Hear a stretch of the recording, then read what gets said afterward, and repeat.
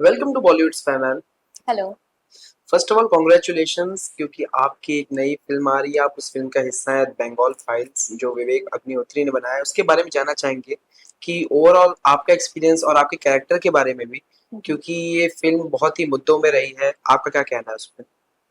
तो ये फिल्म है डायरेक्ट एक्शन डे के बारे में, जो कि 1946 में हुआ था। और हमने शायद अपनी हिस्ट्री बुक्स में फ्लीटिंगली उसे पढ़ा हो, बट मोस्टली सबको इसके एक्चुअल डिटेल्स नहीं मालूम, इसकी हॉरिफाइंग डिटेल्स क्या क्या एक्चुअली में हुआ था, all of that. So that the film is all about that. End of course a lot of things जो अभी शायद डिस्क्लोज करना ठीक नहीं रहेगा। सो and apart from this, I'm playing Gauri Iyer. I'm playing a journalist.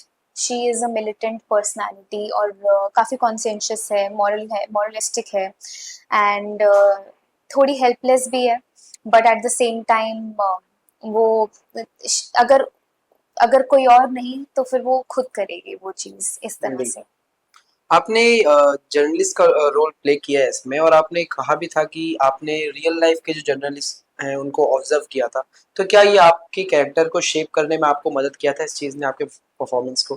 काफ़ी हद तक व्हेन आई से कि मैंने उन्हें ऑब्जर्व करा, उनकी बॉडी लैंग्वेज ऑब्जर्व करी। ऑब्वियसली मैं उनसे इतना बात नहीं कर पाई, तो उनकी इनर स्ट्रगल्स जो है उसके बारे में नहीं समझ पाई इतना। बट हाँ, जितना भी मैंने देखा है जर्नलिस्ट को, जितना भी मैंने मे बी इंटरव्यूज या फिर शोज वगैरह में देखा होगा, तो इंटरनल लाइफ में उन्हीं से ज़्यादा समझ पाई हूँ, या फिर मैं खुद इस कैरेक्टर की जर्नी से समझ पाई हूँ। बट हाँ, मैनरिज्म्स की बात करें या किस तरह से बहुत छोटे छोटे एलिमेंट्स होते हैं, तो वो काफी इंसाइटफुल रहा जब मैंने उन्हें एज एन ऑब्जर्वर ऑब्जर्व करा। तो मूवी के डायरेक्टर की बात करें, विवेक अग्निहोत्री, वो हमेशा अपनी प्रोजेक्ट्स को लेके हमेशा चर्चे में रहते हैं, चाहे वो कश्मीर फाइल्स हो, अब बंगाल फाइल्स, उसके पहले केरला फाइल्स।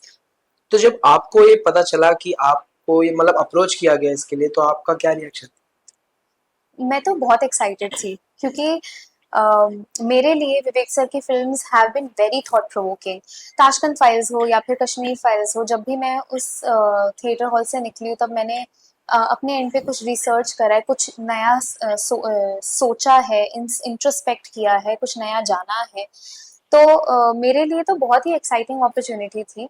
मतलब मेरे लिए नो ब्रेनर था, जी। ऑनेस्टली। काफी लोगों को, जैसे कि हम सब जानते हैं कि हिस्ट्री के बारे में हमें हमारे पता नहीं रहता है। तो जब आप इस प्रोजेक्ट के बारे में काम कर रही थी, जब आप शूट कर रही थी, तो क्या आपको भी मतलब आपके मन को भी ये शेप बदलने में हेल्प किया इसने, कि हिस्ट्री को लेकर जो आपकी पर्सपेक्टिव थी, हम्म। जो पहले हुई थी, हम्म। क्या मूवीज में काम करने के बाद, इस मूवी में काम करने के बाद आपकी पर्सपेक्टिव बदली? पर्सपेक्टिव तो नहीं बोलूंगी, बट हाँ, नॉलेज मेरी डेफिनेटली बढ़ी है। क्योंकि पहले तो हाफ नॉलेज थी, and half knowledge is always more dangerous than full then no knowledge, I would say. तो जब नॉलेज ही हाफ थी, तो मैं क्या ही पर्सपेक्टिव बनाती उस पर। बट ऑफ कोर्स लर्निंग बहुत हुई है, मैं काफ़ी चीज़ें जो मैं जानती भी नहीं थी वो भी मुझे पता चली है थ्रू थ्रू दिस प्रोजेक्ट। तो इनफैक्ट बहुत अच्छे दोस्त भी हैं, सौरभ, जो इस फिल्म का पार्ट भी है as an actor, and also उन्होंने रिसर्च भी किया है इस फिल्म के लिए। तो उनसे भी जब बहुत बात होती थी, समझ आता था कि ऐसे ऐसे हो रहा है, ऐसे ऐसे हुआ है, तो काफ़ी चीज़ें सीखने को मिली। ये फिल्म इंडियन हिस्ट्री की एक बहुत ही ज़रूरी और अक्सर जो हम भूल जाते हैं उस चीज़ से डील करती है। आपको क्या लगता है कि ऑडियंस आप कितनी उम्मीद करती, स्पेशली यंग जनरेशन से, कि वो बंगाल फाइल्स को किस तरीके से देखेंगे, और बंगाल फाइल्स उनके लिए क्या सीख रहेगी? सी डेफिनेटली एक जब हम हिस्ट्री पढ़ते हैं तो हम किसी रीज़न से पढ़ते हैं, and you know I have been a psychology student. तो कहते हैं कि एक जनरेशनल ट्रॉमा होता है जिसे हम लेके चलते हैं अपने साथ। तो वो जनरेशनल ट्रॉमा अगर है तो वो कहाँ से है, क्यों है, वो जानना भी तो एक बहुत बड़ी बात है। And it is a common saying, history repeats itself.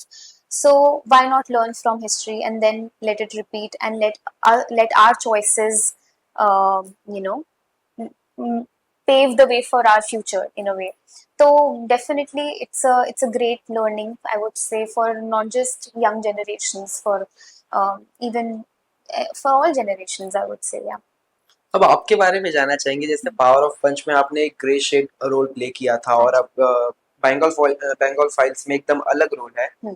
आपके लिए आपका फेवरेट कैरेक्टर कौन सा है, जो कैरेक्टर आपको निभाने में पसंद आता है, किस टाइप का कैरेक्टर आप प्ले करना पसंद करती हैं? ये तो बहुत मुश्किल क्वेश्चन है। आप अपने कैरेक्टर्स में कैसे चूज करो? इट्स लाइक आस्किंग कि आपको व्हाइट चॉकलेट पसंद है या डार्क चॉकलेट पसंद है, if you are a chocolate lover. So if I am an acting lover, I don't know if I love this character, Adiba's character और Gauri's character. I just don't know. अब ये मैं कैसे जवाब दूं? आई वुड से बहुत डिफरेंट है दोनों कैरेक्टर्स अपने आप में। तो अदीबा के कैरेक्टर ने एक बिल्कुल अलग फ्लेवर निकाला मेरे अंदर से, और गौरी के कैरेक्टर ने एक एक्सट्रीमली डिफरेंट फ्लेवर निकाला मेरे या अंदर यूं से। पूछे कि आप किस जॉनर के रोल करना ज्यादा पसंद करती हैं, लाइक कॉमेडी हो गया या हाँ, थ्रिलर हो गए सो आई या वुड सस्पेंस से थ्रिलर? हाँ, तो आई थिंक मैंने ज्यादातर कॉमेडी प्ले करा है। दिस द फर्स्ट टाइम मैंने इस तरह से जी एज अ जर्नलिस्ट का रोल करा, तो इसमें भी मजा तो आया, बट मुझे ऐसा लगता है कि मैं कॉमेडी रोल्स में भी काफी अच्छा कर सकती हूँ। जी।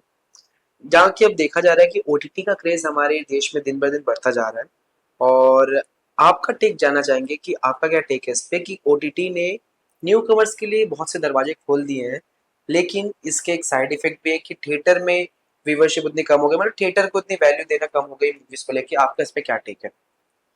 थोड़ा सा सैड तो है, बट अब थोड़ा थोड़ा पिकअप हो रहा है, उसके लिए I am very grateful. Because क्या हो रहा था, बीच में कुछ फिल्म्स आ रहे थे जो ऑडियंस में इंटरेस्ट नहीं ले रहे थे जी देखने में।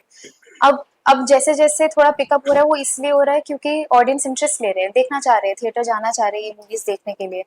तो ओटीटी ग्रेट, बहुत अच्छा मीडियम है, हमें बहुत चीजें देखने को मिल रही है ओटीटी पे, डिफरेंट डिफरेंट चीजें मिल रही है। एक शो के साथ जब आप रहते हो बहुत टाइम, सिर्फ 3 घंटे नहीं, तो वो ज्यादा इम्पैक्ट भी करता है आपको in a way. But again at the same time जब आप एक फिल्म को 3 घंटे के लिए बड़ी स्क्रीन पे देखते हो, तो वो और अलग तरह का इम्पैक्ट होता है। तो दोनों जरूरी है। और अब अगर ये जैसे पिकअप हो रहा है और ये ऐसा ही चलता रहे, देन आई फील जो थिएटर बिजनेस है मूवीज का, फिल्म्स का है, वो भी और बूम लेगा। जी। बंगाल फाइल्स के बाद आप किस तरीके की प्रोजेक्ट करना पसंद करेंगी, या किस तरीके के रोल आप ढूंढ रही करने के लिए, you are willing to do?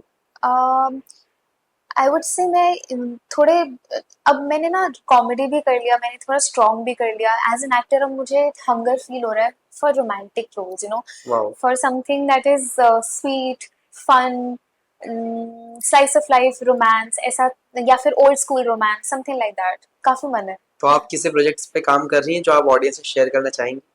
अभी कुछ शॉर्ट लिस्टिंग्स हैं, so the talks are on, let's see, whatever works out for the best, then I'll definitely update. अब लास्ट क्वेश्चन आपसे एक पूछना चाहूंगा कि अब तक के आपके सफर को देखते हुए एक ऐसी सलाह जो आप एक्टिंग इंडस्ट्री में नए शुरुआत करने वाले को देना चाहती हो तो क्या? ऑनेस्टली मैं तो अभी खुद भी इतना सीख रही हूँ, एवरी डे कुछ नया सीखने को मिलता है। और एवरी डे मेरा जो मैंने शायद कुछ साल पहले सीखा था, मैं उसको फिर क्वेश्चन करती हूँ, फिर कुछ नया सीखती हूँ। बट एक चीज जो हमेशा मेरे साथ रही है इज परसिस्टेंस, बिकॉज इतना आसान तो है नहीं। ऑनेस्ट मुझे तो, मेरे लिए तो नहीं रहा। तो एक चीज जिससे मेरी हमेशा हेल्प करी है वो है परसिस्टेंस और डिसिप्लिन। तो सही टाइम पे सोना, सही टाइम पे उठना, अगर ये रहे, चाहे आपके पास काम है या नहीं है, तभी कुछ आप आगे करने की सोच सकते हो। आपका माइंड जो है ना वो फंक्शन एक डिसेंट लेवल पे तभी कर सकता है विद जी। Persistence and discipline. Thank you so much ma'am, बहुत अच्छा लगा आपसे बात करके। Thank you so much. Thank you.